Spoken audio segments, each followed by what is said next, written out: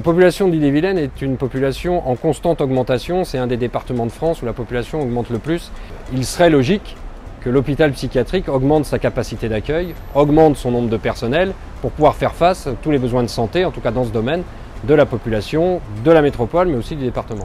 Et du coup, ce n'est pas le cas. L'emploi titulaire, ici à Guillaume-Régnier, stagne, voire diminue.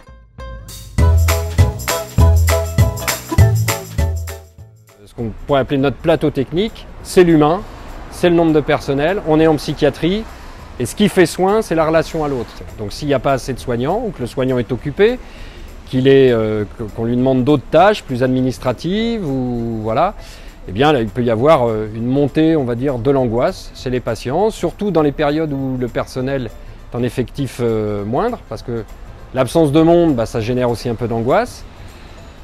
Ça peut être un patient, deux patients, mais tout ça peut aussi générer une tension, une angoisse générale dans l'unité. En fait, le nombre est apaisant et l'absence de personnel est angoissant. On pourrait dire un peu les choses comme ça. Alors, le fait d'être moins de personnel aussi auprès du malade fait que parfois les réponses attendues des patients n'arrivent pas dans les délais qu'ils souhaitent et ça peut prolonger les durées d'hospitalisation là où il n'y avait pas forcément besoin. Donc il y a une contradiction à vouloir faire des économies sur le nombre de personnel et à la fois ça engendre des coûts supplémentaires par des durées d'hospitalisation rallongées.